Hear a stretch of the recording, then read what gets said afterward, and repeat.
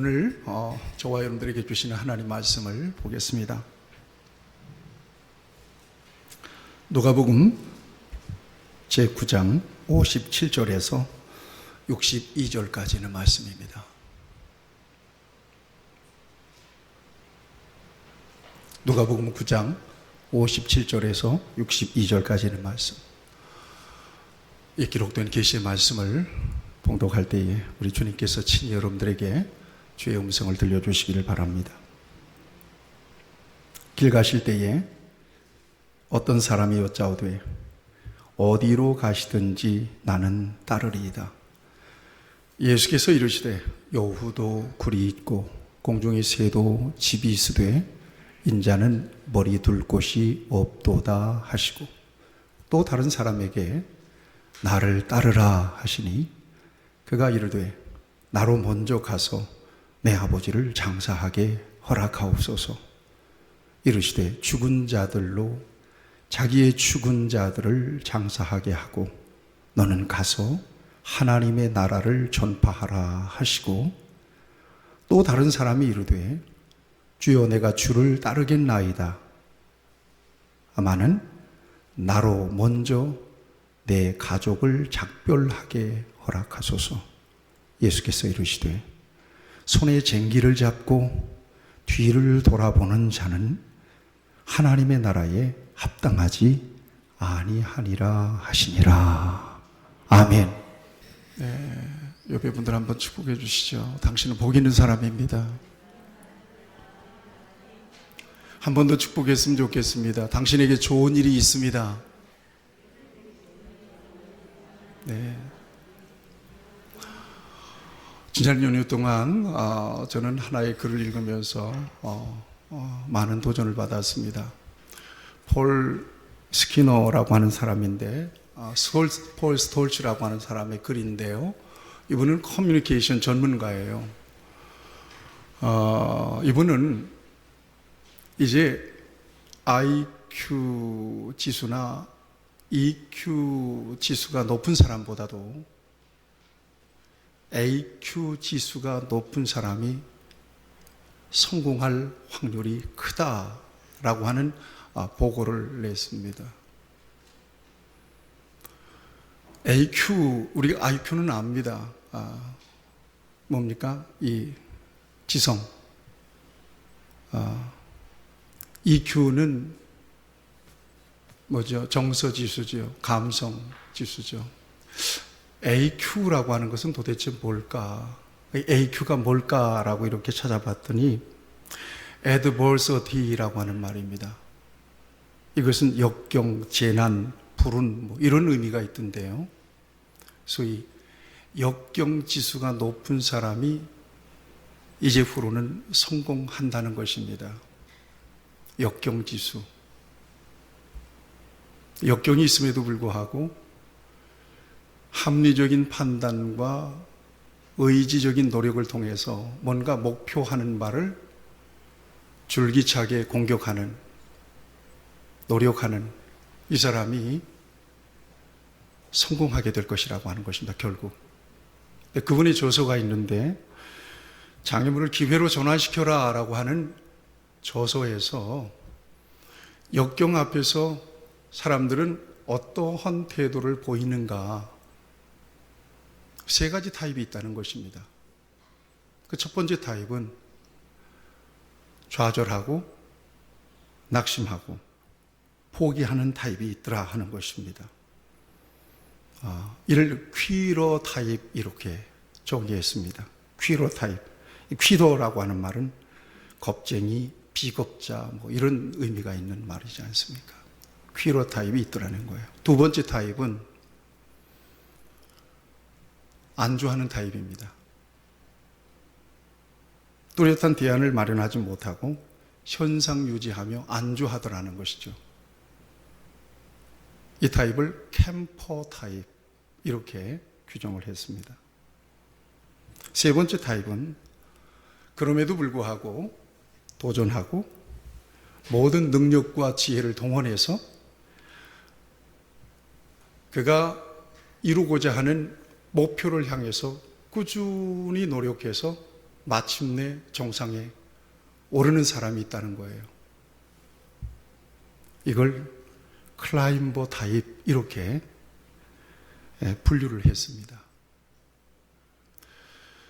당연히 이 클라임버 타입이 반드시 어떤 시대에도 승리하고 성공하는 타입이라고 그는 이야기합니다. 이 글을 읽으면서 도대체 나는 어떤 타입일까? 보통 캠퍼 타입이 60, 70% 정도 된대요. 역경이 오고 어려움이 오게 되면 그냥 가만히 캠핑 아시잖아요. 캠핑하듯이 가만히 안주하고 있는 거죠. 굉장히 지금 많이 어렵고 힘들다고들 하는데 그냥 힘들다고 어렵다고 안주만 하고 있지 않는가. 그리고 또 한 가지는 우리 주님께서 정말 원하시는 타입은 어떤 타입일까 하는 생각을 하게 됩니다. 주님은 어떤 타입을 원하실까?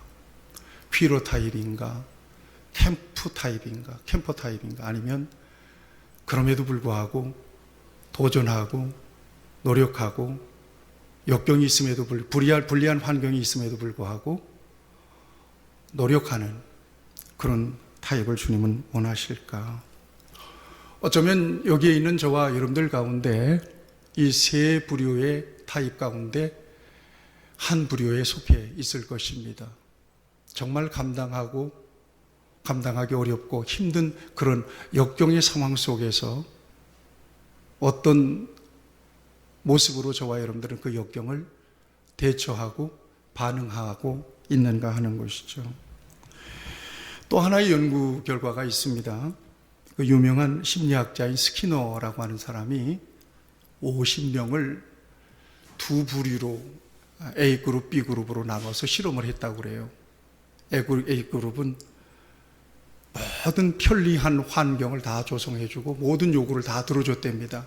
6개월 동안 실험을 했는데 B그룹은 굉장히 아주 불리하고 어려운 그런 환경 속에서 살아갈 수 있도록 행동도 제한을 하고 그랬는데 6개월 동안 실험을 하고 마인드나 성장률이 어떻게 변했는가 측정해 봤더니 편리한 안락한 그런 환경 속에서 지냈던 사람들은 5점이 마이너스가 됐더래요.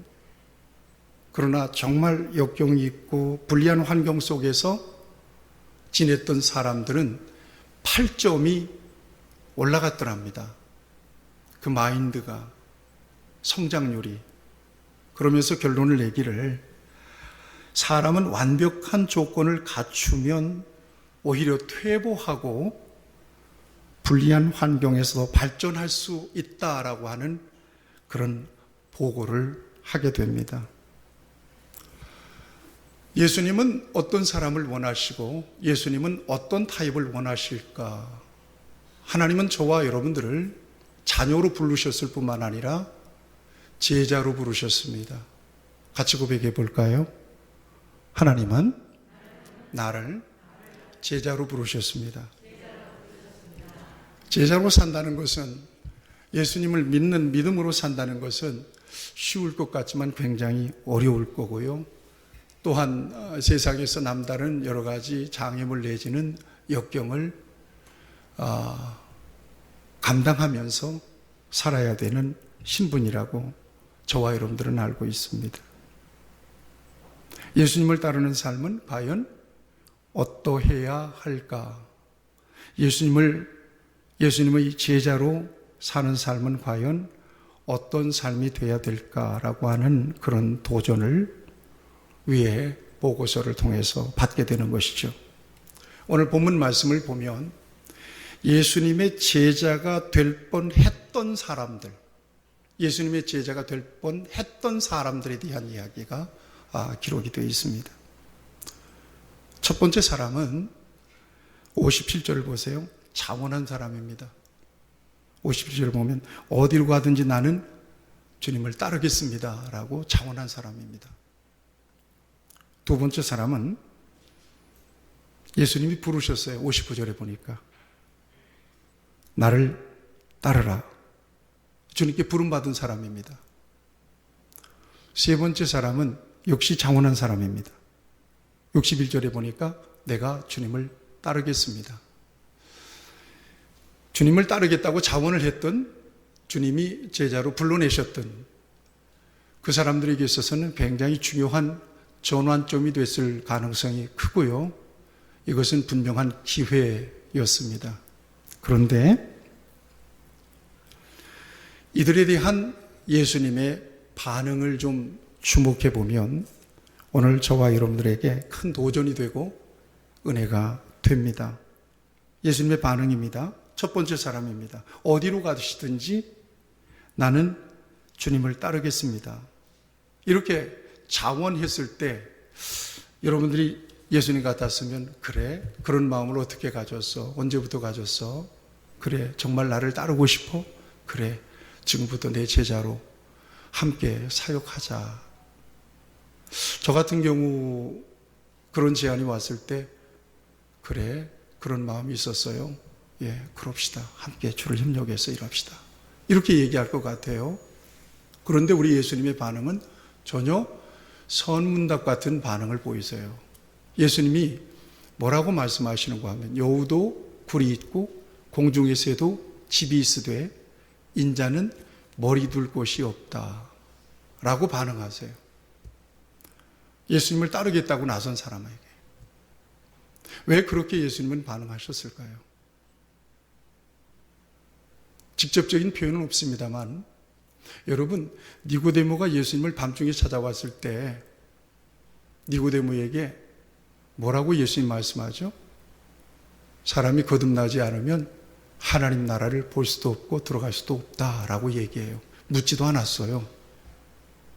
그런데 우리 예수님은 니고데모의 중심을 보신 거예요. 니고데모는 관리예요. 산헤드린 공의 회원이었어요. 또 당시 지도적인 위치에 있었던 사람이죠. 그런데 비해서 우리 예수님은 갈릴리 나사렛 출신입니다. 낮에 찾아올 수 없었으니까 밤중에 예수님을 찾아왔던 거예요. 뭔가 속에 요구가 있었던 거죠. 예수님을 통해서 뭔가 해결하고 싶은 그런 질문이 있었던 거죠. 그게 뭐였는가? 그의 입으로 말하지 않았지만 우리 예수님은 그의 중심을 보신 거예요. 뭔가 영적인 갈증 때문에 왔다는 사실을 알죠. 그게 뭐였어요? 바로 거듭남의 문제, 구원의 문제였던 것입니다. 틀림없이 내가 어딜 가든지 주님을 따르겠습니다 라고 자원했던, 제자로 자원했던 이 사람에게 우리 예수님께서 즉답을 피하고 여우도 굴이 있고 공중의 새도 집이 있지만 나는 머리 둘 곳도 없어 라고 말씀하신 이유는 주님을 따르겠다고 자원했던 그 사람의 그 동기와 목적을 우리 주님은 읽어내셨던 것 같습니다. 저 사람이 무엇 때문에 나를 따르려고 지금 자원하고 있는지. 그도 그럴 것이, 여러분, 예수님은 당시 슈퍼스타셨어요. 수많은 사람들을 몰고 다니셨죠. 예수님께 삶의 문제를 가지고 온 모든 사람들은 그 문제를 해결받았어요. 질병이든 어떤 문제든, 귀신에 들렸든. 예수님은 어딜 가나 위대하신 분이셨어요. 아마도 이 사람이 예수님을 따르다가 뭔가 계산이 되었을 가능성이 큽니다. 저분을 따르면 뭔가 생기겠구나. 저분을 따르면 나도 좀 높아지겠구나. 이런 세속적이고 인간적인 나름대로의 계산들이 분명히 있었을 가능성이 있습니다. 주님은 그 중심, 그 속에 있는 그 목적을 읽어내버리신 것입니다. 그래서 말씀하십니다. 야, 여우도 굴이 있고 공중의 새도 집이 있는데 나는 머리 둘 곳도 없어. 내가 가진 것 아무것도 없거든. 이것을 풀어서 얘기하면 나 이렇게 사는데 너 나를 따르면서 고생할 각오되어 있어? 너 나를 따르면서 배고플 수도 있을 텐데 나 잘 곳도 없어. 노숙할 수도 있을 텐데 그래도 나를 따를 수 있겠느냐라고 하는 도전을 주신 말씀입니다. 여러분, 이 사람이 예수님의 이 같은 말씀을 듣고 예수님을 그럼에도 불구하고 따라갔을까요? 그렇지 않습니다. 예수님을 따르는 동기와 목적이 무엇인가? 세속적인 기대 때문이라면 저와 여러분에게도 우리 예수님은 똑같이 말씀하실 가능성이 있습니다. 여호도 굴이 있고 공중의 새도 집이 있지만 나는 머리 둘 것도 없는데 그럼에도 불구하고 내 제자로 나를 따를 수 있겠느냐? 여러분, 이 말씀은 직접 저와 여러분들께 주신 말씀일 가능성이 큽니다. 어떤 목적을 가지고 어떤 동기를 가지고 주님을 따르고 있느냐 하는 것입니다. 언제나 저는 우리 성도들에게 성경을 통해서 우리에게 주신 신앙의 본질이 무엇인가를 말씀을 드립니다. 성경을 집약하면 성경의 요절은 예수님이세요. 복음이에요. 성경을 통해서 하나님께서 저와 여러분들에게 진정 주시고 싶은 것은 예수 그리스도 안에서 영혼의 구원을 받는 거예요. 하나님과 죄로 인하여 깨어진 관계가 회복된 거예요. 그 상태로 살아가는 거예요. 그러니까 예수님 안에서 부자로 사는 것, 넉넉하게 사는 것, 지위가 높은 그런 지위를 가지고 사는 것, 그렇지 않은 것 전혀 상관이 없어져 버려요. 중요한 건 하나님께서 예수님을 통해서 그 같은 세상에 속한 소위 복이라고 말하는 것들을 우리에게 주시고 싶어서 우리를 부르신 것이 아니라 죄의 문제를 해결하고 하나님을 아버지라고 부를 수 있도록 하기 위하여 그 같은 하나님의 자녀의 권세와 복을 누리며 살게 하도록 우리를 부르셨기 때문에 이것이 목적이고 이것이 본질이에요. 그리고 그렇게 살다가 영원한 하나님의 나라에서 영생복락을 누리게 하려는 거예요. 기도의 응답을 통하여 하나님께서 우리에게 주시는 것이 많잖아요. 하나님께서는 현실적인 여러 가지 우리의 부족들을 채워주실 수 있는 분이시기도 해요. 그러나 그것이 우리의 신앙의 제자의 삶의 목적이 될 수는 없다는 것입니다. 그것은 오히려 하나님의 자녀로서 제자의 삶을 통하여 나를 사랑하사 나를 구원하기 위하여 자기 몸을 버리신 예수님을 위하여, 예수님의 영광을 위하여, 하나님의 영광을 위하여 그 같은 놀라운 은혜를 우리에게 허락하신 하나님의 사랑에 응답하는 삶을 살기 위하여 우리에게 허락하신 필요한 것들을 우리에게 부어주시는 것, 그 이상도 이하도 아니라는 거예요. 우리의 신앙의 목적은 거기에 있는 게 아니라는 거예요. 예수님을 따르는 목적은 거기에 있는 것이 아니라는 것입니다. 오히려 예수님을 따르는 길은 고난이 있습니다. 수고하고 무거운 짐도 져야 합니다. 세상에서 그저 세상의 방식대로 살면 전혀 문제가 안 되는 일들이 예수님을 신실하게 믿음으로 따르는 길에는 문제가 되고 불편함이 되고 불이익이 될 수도 있습니다. 이것을 간과하면 예수님을 온전히 따르기는 어렵습니다. 그런 차원에서 도전하신 것입니다. 이래도 나를 진실로 따를 수 있겠느냐. 여기에서 그럼에도 불구하고 나는 주님을 따르겠습니다 라고 나섰다면 그는 진실한 제자도 될 수 있었을 것입니다만 주님은 벌써 그 사람의 마음의 동기와 목적을 보신 거예요. 그 사람의 관심을 보신 거예요. 그러니까 그 중심이 예수님께 들킨 거죠. 말로는 예수님을 따른다고 하지만 그러나 예수님을 통해서 뭔가를 챙겨보고자 하는, 뭔가 어떤 스펙이라도 누려보려고 하는 예수님에 대한 세속적인 기대, 이 모든 것들이 예수님께 들킨 거예요. 틀림없이 그 사람은 예수님을 따랐을 가능성이 없습니다. 그러니까 예수님의 제자가 될 뻔했던 사람이었던 것입니다. 여러분, 예수님을 따르고 하나님의 자녀로 살아가는 데 있어서 이 세상에서 저와 여러분들의 갈등은 바로 이 지점에 있습니다. 그럼에도 불구하고 주님을 시인하고 하나님의 자녀됨의 권세를 누리며 하나님께서 우리에게 허락하신 사명을 따라 신실한 주님의 제자로 그 길을 걸어갈 수 있겠느냐? 제자로 주님을 따를 수 있겠느냐? 뭔가 세상에서 생기는 것이 없음에도 불구하고 이것이 저와 여러분들의 딜레마고 저와 여러분들의 고민입니다.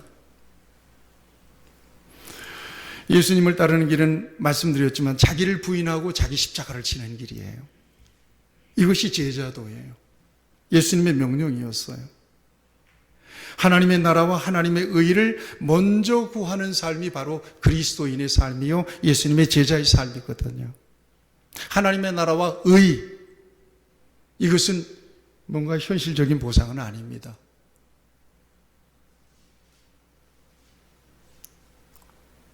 나아가서 예수님을 따르는 길은 좁고 협착한 길이며 좁은 문이에요. 아주 굉장히 불편할 수 있다는 것이죠. 오히려 세속적인 기대나 환상을 버려야만 예수님의 진정한 제자로 살아갈 수가 있다는 것입니다. 여러분, 사도 바울을 보세요. 빌립보서에 보면 그러나 무엇이든지 내게 유익하던 것을 내가 그리스도를 위하여 다 해로 여길 뿐더러, 그러니까 세상에서 비교할 수 없는 그리스도가 쑥 들어오니까 자기가 정말 가치 있게 여겼던 것들이 더 이상 가치 있는 것들이 아니에요. 그래서 빠져나간 거예요. 엄청난 가치가 들어오니까 자기가 좋아하던 것들을 버릴 수가 있었던 거예요. 애착을 갖지 않고. 모든 것을 잃어버리고 배설물로 여김은 그리스도를 얻고 그 안에서 발견되려 함이니 내가 가진 의는 율법에서 난 것이 아니요 오직 그리스도를 믿음으로 말미암은 것이니 곧 믿음으로 하나님께로부터 난 의라. 예수 그리스도를 통해서 하나님, 내 모든 죄를 벗고 하나님과의 관계가 온전하게 의롭도록 정상적으로 바르게 회복된 것이 가치 있는 거지, 나머지 것은 가치 있는 것이 될 수가 없다는 거예요. 버릴 수가 있었어요. 그래서 그렇잖아요. 뭔가 내가 가지고 있는 것들을 놓으려면 그보다 더한 가치가 와야 합니다. 그래야 놓죠. 애들한테 뭐를 줘보세요. 이미 가지고 있는 것들을 놓도록 하려면 얘가 더 좋아하는 것들을 들이밀어야 돼요. 그러면 팽개칠 수 있는 거예요, 그것을. 그리고 주는 것을 잡잖아요. 마찬가지요. 주 예수보다 귀한 것은 없습니다. 우리가 찬양했잖아요. 주 예수보다 귀한 것은 없습니다. 정말 우리가 이 찬양에 정말 부족한 삶을 살고 있습니다. 주 예수보다 귀한 것은 없습니다라고 입술로 고백하는데 아닌데요. 예수님보다 귀한 것이 세상에 정말 많은 것 같습니다. 그것이 명예도 될 수 있고 물질도 될 수 있고 세상의 영화도 될 수 있죠. 이것이 저와 여러분들의 고백이 있습니다. 부족함입니다.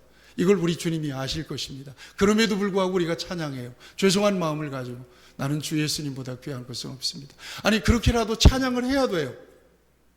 그래야 결정적인 순간에 예수님을 선택하고 결정적인 순간에 주님의 부르심을 따라 온전하게 순종할 수가 있기 때문에 그렇습니다. 사랑하는 여러분, 예수님을 따르는 길은 하나님이 이미 내게 허락하신 은총에 대한 응답인 것을 잊지 마셔야 될 것입니다.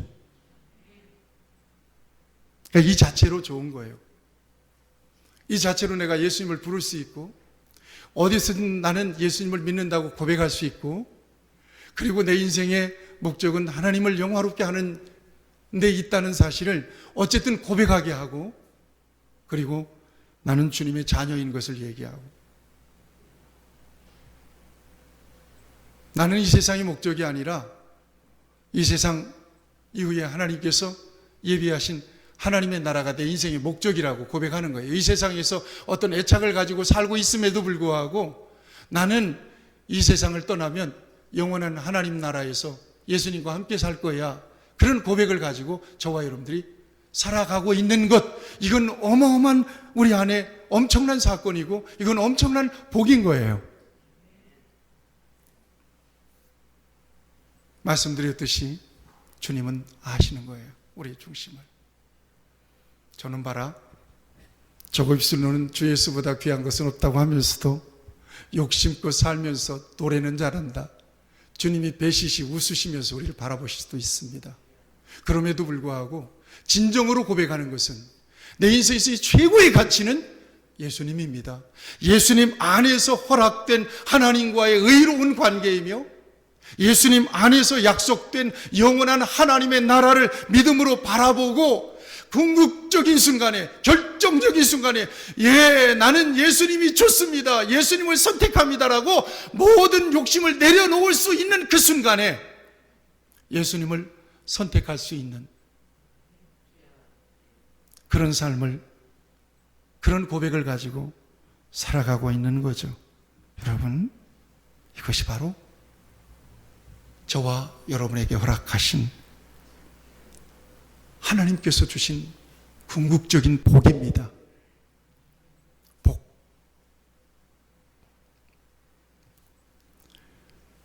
세상의 것들은 필요한 것들입니다. 우리가 알잖아요. 세상을 떠난 이후에 그가 가지고 있는 어떤 것이 소중합니까? 생각해 봐요. 제 목양실에 가면 여러 가지 활동하고 난 뒤에 패를 준 것들을 쭉 책장 위에다가 나열해 놨어요. 여러분, 그거 언제까지 필요할까요? 제가 죽고 난 뒤에도 그게 정말 엄청난 값어치가 있는 것이 될까요? 그거 내 자식 대에서 이게 우리 아버지가 받아놓은 것들인데 하고 소중하게 여기면서 진열장 갖다 놓고 그렇게 해놓을까요? 그렇지 않습니다. 제가 언젠가 말씀드렸죠. 제가 교회를 오는데 제법 큰 트로피가 버려져 있는 거예요. 이 큰 트로피를 왜 버렸지? 아마 어떤 사람이 이사 가면서 그걸 버리고 간 겁니다. 그래서 가만히 트로피를 보니까 어느 대회에서 대상을 받은 거예요. 뭔지는 모르겠어요. 근데 상당히 큰 트로피예요. 그런데 이사 갈 때 버리고 갔더란 말이죠. 그래서 이 소중한 걸 왜 버렸을까? 그리고는 제가 먼지를 불어서 담장 위에다 올려놨어요. 담장 위에다. 이거 누가 주인인지 가져가라고. 누군가는 그 트로피를 받을 때 굉장히 좋았을 겁니다. 소문내고 싶었을 겁니다. 그런데 어느 순간이 되니까 그것이 짐이에요. 그것이 쓰레기가 된 거예요. 한때는 정말 저와 여러분들이 로망으로 생각했던 것들, 이것이 어느 순간에 짐이 되고 쓰레기가 되어버리고 마는 거예요. 버릴 수밖에 없는. 그것도 비용을 지불하고. 솔로몬 왕이 왕으로서 엄청난 것들을 누렸잖아요.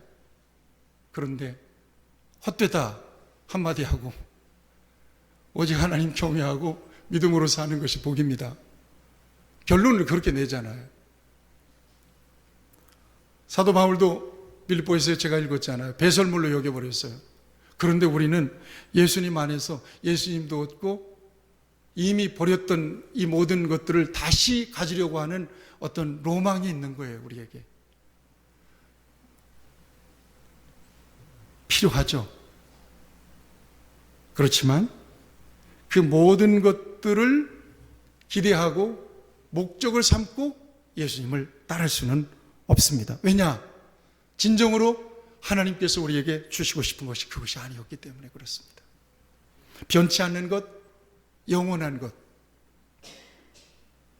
영적인 가치, 영원한 생명, 하나님 앞에서 받아 누릴 상급, 이것이 궁극적으로 예수님 안에서 약속해 주신 복입니다.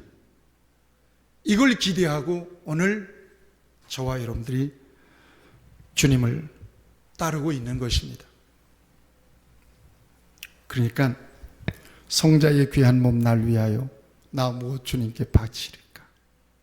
하늘을 두루마리 삼고 바다를 먹물 삼아도 하나님의 사랑을 갚을 수가 없습니다. 나 같은 죄인 살리신 주 은혜가 놀랍습니다.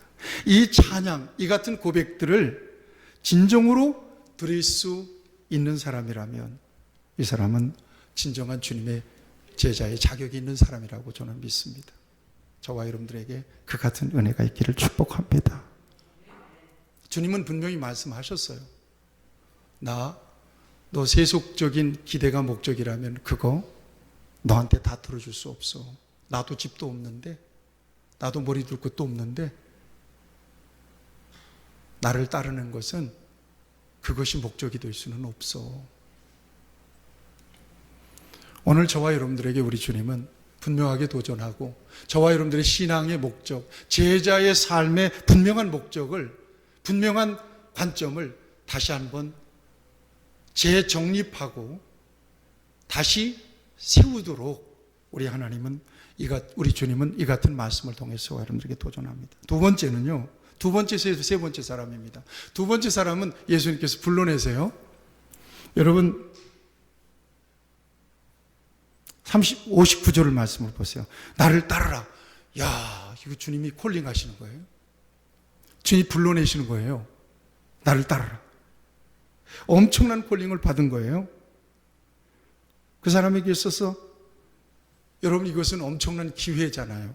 아까 말씀드렸어요. 예수님은 좀 슈퍼스타입니다. 어쨌건 수많은 사람들이, 여러분 제자들 보세요. 나중에 누가 크냐, 누가 예수님 예루살렘에 오르면 누가 우편에 앉을 거냐, 좌편에 누가 앉을 거냐, 제자들조차도 논쟁하잖아요. 서로.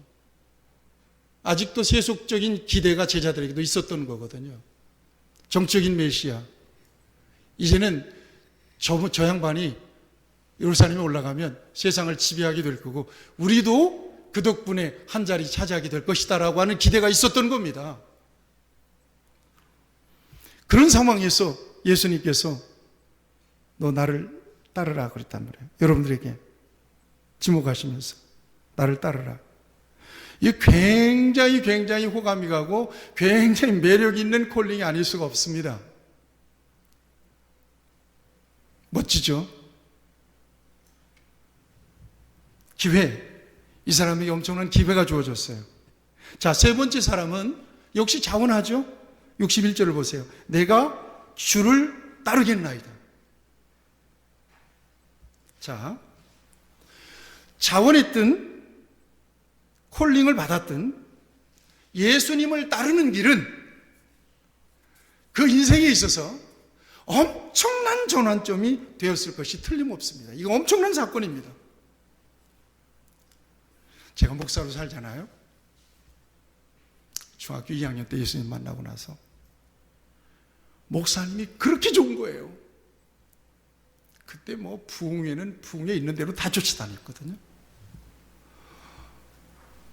부흥회 끝나고 은혜 받고 난 다음에 목사님께 안수기도 받으면 그렇게 너무 좋고, 목사님 이제 예배 끝나고 나면 문 앞에서 인사하잖아요. 목사님과 악수를 하는데 그렇게 영광스러울 수가 없는 거예요. 그래서 집에 가가지고 엄마, 우리 어머니한테 엄마 나 목사님하고 안수했어, 악수했어, 나 이 손 안 씻을래, 그런 적이 있어요. 그러더니 어느 순간부터 제가 설교를 하는 환상이 보이는 거예요. 시골 교회는 목사님이 가끔 새벽기도 빠지거든요. 근데 나는 새벽기도 나가. 그 누가 설교하겠어요? 시골에 어르신들만 있는데 제가 예배를 인도했어요. 강단에는 못 올라오고 앉은 자리에서 우리 찬송 몇 장 부르십시다. 우리 성경 보십시다. 그러면서 내가 설교 강단에서 말씀을 선포하는 환상이 보이기 시작하는 거예요. 그리고 나도 모르는 사이에 설교를 설교하고 있는 거예요. 설교를 하고 있는 거예요. 노량진에 우리 삼촌 집에 갔는데 옥상에 올라가 가지고 동네를 바라보면서 내가 설교를 하고 있는 거예요. 하나님께서 저를 그렇게 부르신 거예요. 다른 건 생각지도 않았어요. 신학교에 가서 나는 목사가 되겠다. 주의 종이 되겠다. 이것은 내 인생에 있어서 엄청난 전환점을 만들었어요. 내가 목사가 아니고 세상에 자연인으로 살았다면 나는 지금쯤 어디에서 어떤 모습으로 아마 살고 있을 겁니다. 그런데 하나님께서는 나를 주의 종 목사로 불러내시고, 그리고 하나님의 말씀인 성경을 보는 새로운 관점을 주셨으며, 성경을 통해서 하나님이 진정으로 인간들에게 주시고자 하시는 선물이 무엇인지를, 은혜가 무엇인지를 발견하게 하셨죠. 그리고 하나님 말씀을 선포하고, 본래는 다 버리지 못하고 부족한 모습으로 살지만 그래도 목사라고 하는 신분을 가지고 거룩한 모습으로 세상을 살아가려고 노력하게 만드셨어요. 이것은 내 인생에 있어서 엄청난 전환점이 된 거예요. 이건 엄청난 기회예요. 이 사람에게 나를 따르라. 두 번째 사람, 세 번째 사람은 61절에 보세요. 내가 주를 따르겠나이다. 그런데 한 사람은 뭐라고 해요? 먼저 가서 내 아버지를 장사하고 난 뒤에 주님을 따르겠다고 얘기하네요. 이게 예수님이 불러낸 사람의 반응이에요. 또 한 사람, 자문했던 사람은요, 나로 먼저 가서 내 가족을 작별하게 허락해 주십시오. 그러네요. 나를 따르라 그랬으면 감사합니다, 최선을 다하겠습니다 하고 예수님을 따라가는 것이 아니라 나로 먼저 가서 내 아버지를 장례 치르고 예수님을 따르겠습니다 얘기하는. 먼저, 이게 먼저라는 말이 중요해요. 우선이라는 말이거든요. 우선순위라고 하는 말을 여러분들이 많이 들어보셨죠? 나로 먼저 가서 내 가족들과 작별하게 허락해 주십시오. 그리고 난 다음에 주님을 따르겠습니다. 우선. 여러분 상상해 볼 필요가 있습니다. 나로 먼저 가서 아버지를 장례하게 해 주십시오라고 했던, 예수님께 부름받았던 사람은요, 상상해 보세요. 성경 주석학자들은 이 아버지는 죽은 아버지가 아니라 죽지도 않은 아버지래요. 죽지도 않은 아버지를 장례, 죽을 때까지 기다려서 장례 치르고 예수님을 따라요? 죽은 아버지라 할지라도 문제는 심각해져요. 죽은 아버지가 지금 죽었다. 그러니 장례를 치르고 나서 오겠다. 장례는, 유대인들의 장례는요, 시체가 빨리 부패하니까 죽은 즉시 그냥 장례를 치른답니다. 그런데 장례를 치르는 것으로 끝나는 게 아니에요. 애도 기간이 있습니다. 어디로 움직여요? 상당히 긴 애도 기간을 거쳐야 돼요. 그 다음에 또 하나가 있어요. 아버지가 죽고 장례를 치렀는데 가족들은 누가 건사할 거예요? 가족들은 누가 책임질 거예요? 아버지를 장례 치르고 와서 예수님을 따르겠다는 이 사람에게 걸리는 것이 한두 가지가 아니에요. 결국은 예수님의 제자로 예수님을 따를 수 있었을까요? 없었을까요? 예수님을 따를 수 없는 거예요. 아버지를 장례 치르겠다고 얘기했지만 이 사람은 주님을 따르기 힘듭니다. 주님을 따를 수 없습니다. 그 뜻이, 이 사람의 의지가 그 속에, 그 고백 속에 숨겨져 있는 거예요. 또 한 사람은요, 나 가족들과 작별을 하고 오겠습니다. 여러분 생각해 보세요. 여러분, 자, 이번 명절에 가족들끼리 모였죠? 혹시 가족들끼리 모이면 종교 얘기하고 신앙 얘기하잖아요. 성전에서 기도했더니 막 하나님께서 뭐 응답도 주시고 막 그러잖아요. 그럼 믿지 않는 가족들이 조합디까 뿔렙디까? 이거 종교 얘기, 신앙 얘기했다가 가족 싸움 나가지고 보따리 싸갖고 빨리 가는 사람들이 많아요. 우리 정경순 권사님이 지난주에 제가 통화를 했는데, 가족들이 모였고 시동생도 있고 이제 그런데 이런저런 얘기하다가 권사님이 그랬대요. 예수 그리스도가 빠진 것은 전부 다 이단이고 전부 다 가짜라고 그랬대요. 그랬더니 멀구멍이 듣고 들으면서 긍정하더랍니다. 그래서 제가 통화하면서 박수를 쳤어요. 거기다 한마디 더 붙였어요. 나는 목사님께 잘 배워가지고 그렇게 해버렸대요. 그래서 얼마나 웃기는지 재밌고, 거기에 여러분 안 믿는 가족들이 많잖아요. 근데 담대하게 얘기해버렸대요. 아주. 그래서 잘했다고 그랬어요. 근데 그게 흔적으로 남아서 언젠가 정말 인생이 곤고해질 때, 그때 예수님을 찾고 하나님을 부르지 않겠어요? 여러분 생각해 보세요. 가족들이 모였는데 멀쩡하던 사람이 저기 말이죠, 나 기도할 때 하나님의 음성을 들었다, 나 아무래도 목사가 돼야 될 것 같아, 나 모든 거 다 직장 그만두고 나 신학교 들어갈래. 가족들이 어떤 반응을 보이겠어요? 여러분, 이런 거예요. 가족들하고 작별을 해요. 나 예수님 따라갈래요. 나 붙잡지 마세요. 평안히 계시고 이제 나를 만나려면 좀 어려울 거예요. 나 예수님 온전히 따르기로 했거든요. 가족들이 가만두겠어요? 이 미친나 이게. 여러분 생각해 보세요. 이 제자로 따라갈 수 있었겠어요? 틀렸어요. 벌써. 중요한 것은 예수님이 먼저 우선순위예요. 제자로 자원했든지 콜링을 받았든지 뭐 하는 것이 우선이라고요? 따르는 것이 우선이래요. 같이 할까요? 따르는 것이 우선입니다. 이게 제자예요, 이게. 그러면 대책도 없이 어떻게 따라요? 그런데 놀라운 비밀이에요. 따르면 주님이 주책 없는 사람 만들어주세요. 주님이 책임지는 사람 만들어주신다. 여러분, 이건 놀라운 비밀입니다. 주님이 부르셨든지 내가 자원했든지 주님만 바라보고 우선 따라가면 주님이 나머지는 책임졌어요. 여러분, 이것이 마태복음 6장 33절이에요. 너희는 먼저 그의 나라와 그의 의를 구하라. 관계에 집중하면 나머지는 그리하면 이 모든 것을 책임져 주신다. 아멘.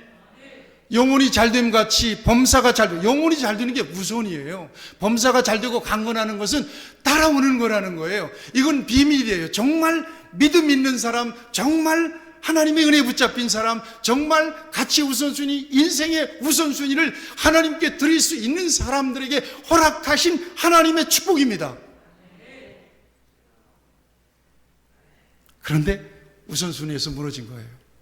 엄청난 기회를 잡을 수 있었던 그 기회를 이렇게 무산시켜버리고 마는 것입니다. 여러분, 예수님의 제자들을 부르실 때 보세요. 베드로, 안드레, 야고보, 요한 다 어부들이었어요. 나를 따르라. 이건 밑도 끝도 없어. 어떤 보장도 없어. 그런데 놀랍게도 배와 그물을 버려두고, 배와 그물과 아버지를 버려두고 예수님을 따라가네요. 예수님을 따라가서 제자들이 망했다는 기록이 없어요. 그리고 제자들의 가족들이 굶어서 죽었다는 기록이 없습니다. 참 신기한 거 아니겠어요? 심지어 레위나 마태는 세리였습니다. 나를 따르라. 레위 두 말 없이 따라요. 그리고 자기 집에다가 잔치를 벌입니다. 레위는. 그 다음에 마태 나를 따르라 그러니까 그 좋은 수입이 좋은 직장을 싹 버리고 예수님을 따라요. 여러분, 레위나 마태나 이런 예수님의 제자들이 정말 세상적인 어떤 필요가 부족해서 굶고 헐벗고 말이야 동양어도로 이런 게 없어요. 성경에 보면 예수님의 부르심에 우선순위로 순종했더니, 다시 얘기하면 하나님께서 내게 주신 믿음을 따라 우선 순위를 두고 움직였더니 나머지 부분은 다 주님이 책임져 주세요. 제가 누가복음 요즘 묵상하는데 누가복음 10장에 보면 70인 전도대 파송하는 거 보이잖아요. 거기 자세히 보면 예수님이 가야 할 동네에 둘씩 짝져서 먼저 보내거든요. 먼저 보냅니다. 그러니까 먼저 70인 제자가 둘씩 짝져서 파송이 되고 예수님이 뒤따라가는 거거든요. 그런데 다 책임져 주세요. 거기에 뭐 굶어 죽었다는 법이 없어요. 여러분, 출애굽기의 출애굽의 과정을 통해서 40년 동안 광야를 걸었잖아요. 이건 하나님의 계획이었어요. 구원 계획. 그리고 모세를 통해서 이스라엘 백성들은 가나안에 대한 하나님의 비전을 보고 그것만 바라보고 광야길을 40년을 걸었어요. 참 놀랍게도 광야, 저는 이스라엘 광야를 가봤어요. 정말 험지입니다. 여기를 40년 동안 걸었어요? 아마 멸종됐을 가능성이 많아요. 그 정도로 척박한 곳입니다. 그런데 신명기 8장 보세요. 발이 부르지도 않았고 의복이 헤어지도 않았고 신발이 닳지도 않았대요. 불순종해서 죽은 사람은 많은데 광야에서 굶어 죽은 사람은 없어요. 헐벗어서 죽은 사람, 얼어서 죽은 사람은 없어요. 하나님은 그 정도로 하나님의 자녀들에 대하여 집착에 가까운 보장과 보호를 해주시고 공급해 주시는 분이세요. 이것을 믿으시기를 축복합니다. 하여튼 올해는 이것을 좀 인정해 드리시기를 축복합니다. 그래서 조금 불리하고 역경이 있더라도 하나님을 우선해서 따를 때 같이 할까요? 하나님이 책임지신다. 아멘. 그래서 우리 예수님은 이렇게 말씀하세요. 아버지나 어머니를 나보다 더 사랑하는 자는 내게 합당하지 아니하고 아들이나 딸보다 더 사랑하는 아들을 딸보다 나보다 더 사랑하는 자도 내게 합당하지 아니하며 또 자기 십자가를 지고 나를 따르지 않는 자도 내게 합당하지 않다. 이거 굉장히 극단적으로 몰아세우는 거예요. 이게 우선순위가 어디 있느냐는 거예요. 사랑하는 여러분, 우선순위가 어디 있느냐? 우리가 하루를 살아가는 데 있어서 우선순위가 어디 있느냐는 거예요. 우리가 일주일을 사는 데 있어서 우선순위가 어디 있느냐는 거예요. 내 인생의, 내 삶의 우선순위가 어디 있느냐는 거예요. 이것만 주님께로 결정이 되면 여러분, 하나님이 정말 살아계시다면 하나님이 책임져 주심을 믿습니다. 마지막입니다. 주님께서 이 세 제자가 될 뻔한 사람들에 대한 이야기 끝에 이런 말씀을 주십니다. 이 62절 말씀을 같이 한번 보시죠. 62절 말씀을 다 같이 읽겠습니다. 시작. 예수께서 이르시되 손에 쟁기를 잡고 뒤를 돌아보는 자는 하나님 나라에 합당하지 아니하니라 하시니라. 아멘. 이 말씀만 좀 설명을 드리고 제가 말씀을 맺겠습니다. 손에 쟁기를 잡고 뒤를 돌아보는 자. 팔레스틴 지역은 주로 목축했지만 농사를 짓는 사람들도 있었단 말이에요. 팔레스틴 쟁기하는 걸 보세요. 소 2겨리로 멍에를 하나로 이어가지고 이렇게 논도 갈고 밭도 갑니다. 근데 한 소는 숙련된 소고요. 한 소는 좀 훈련이 덜 된 소예요. 숙련된 소와 훈련이 좀 덜 된 소를 같이 이렇게 엮어서 멍에를 매주면 훈련된 덜 된 소는 숙련된 소를 따라서 가기만 하면 돼. 힘만 쓰면서. 그러다가 이 소도 나중에 숙련이 돼가지고 훌륭한 일을 하죠. 이렇게 해서 밭을 갑니다. 분명히 우리나라의 쟁기질과 팔레스틴 지역의 쟁기질은 좀 다릅니다. 그럼에도 불구하고 저는 쟁기질을 해본 입장에서 이 말씀을 그냥 육감으로 받아들이고 이해하게 돼요. 저는 우리 아버지를 따라서 쟁기질을 했어요.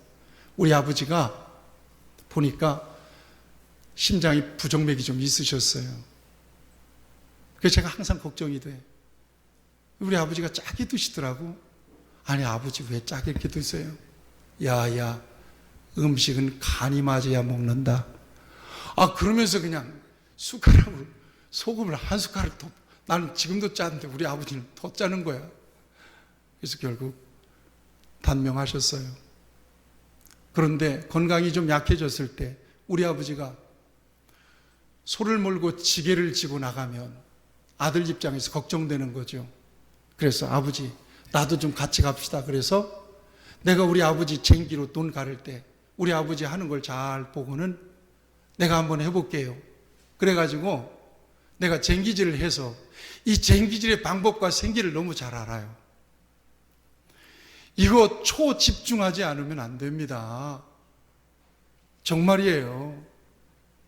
보세요. 쟁기를 손에 잡은 자 뒤돌아보지 말라고 그랬죠. 이건 쟁기질을 해본 경험에 의하면 이거 절대 이룰 수 없는 거예요. 어디를 해차를 하면서 쟁기질을 해요? 그럴 수 없어요. 소가 어디로 가라고요? 소를 몰아야 되죠. 내가 이미 한 고랑 간 그 고랑으로 소를 몰아야 돼요. 그 다음에 쟁기는 내가 가려고 하는 갈아엎어야 되는 거기에다가 쟁기를 꽂아 놔야 돼요. 소를 이랴 분명하게 소를 몰면서 쟁기를 손에 딱 잡고 초집중을 해야 되는 것은 뭔가 하면 내가 잡은 손에 쟁기는 날카롭습니다. 노는 물렁하잖아요. 쟁기를 들면 이 날카로운 쟁기 칼이 어디로 들어가요? 땅으로 파고들겠죠. 쳐드니까.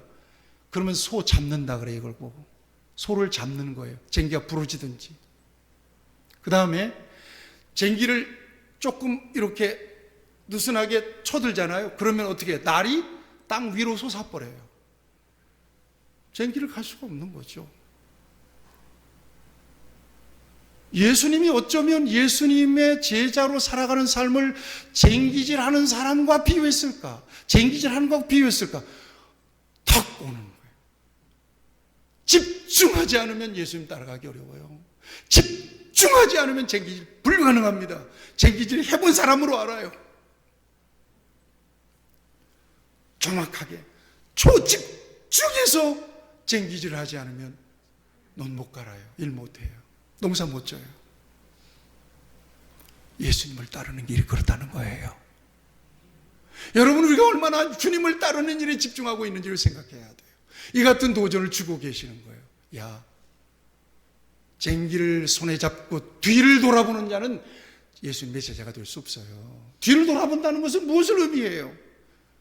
믿음 가지고 주님의 제자의 신분을 가지고 세상 일에 이것도 맛보고 저것도 맛보고 해찰하면서 여러분, 이 쟁기질이 제대로 됐겠습니까? 쟁기질을 제대로 논을 갈아엎겠습니까? 불가능해요. 이거는. 그런 차원에서 우리 주님은 저와 여러분들에게 이 같은 말씀을 주고 계시는 거예요. 사랑하는 여러분, 주님의 제자로 사는 것은 영광이고 축복입니다. 주님을 따르는 일에 분명한 역경이 있을 수 있습니다. 그럼에도 불구하고 앞에서 폴 스톨치의 분석에서처럼 역경이 왔을 때 그럼에도 불구하고 주님을 따를 수 있느냐는 우리가 퀴로가 될 수도 없고요. 캠퍼도 돼서는 안 되고요. 그럼에도 불구하고 고지를 위해서 정상을 향하여 낑낑대면서라도 올라갈 수 있는 그런 사람. 예수님은 말씀하세요. 누구든지 나를 따라오려거든 자기를 부정하고 자기를 십자가를 지고 나를 따르라.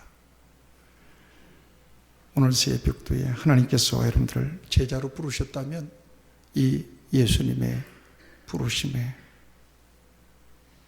큰 도전을 받고 주님께 집중해 보실 수 있기를 바랍니다. 그럴 때 주님은 모든 것들을 책임져 주시는 것을 경험하게 하실 거라고 믿습니다. 기도하십시다. 자비하신 아버지 하나님, 제자의 삶을 다짐하고 또한 하나님께서 불러내셔서 아멘하고 제자의 삶을 살아가고 있는 우리 모두에게 하나님은 제자의 삶을 돌아볼 수 있는 귀한 말씀으로 은혜를 주신 것을 감사합니다. 우선하여 주님을 따를 수 있는 신실한 제자로 살게 하여 주시고 하나님께서 책임지시는 제자의 삶을 살아갈 수 있도록 우리를 인도해 주시옵소서. 예수님의 이름으로 기도하옵나이다. 아멘.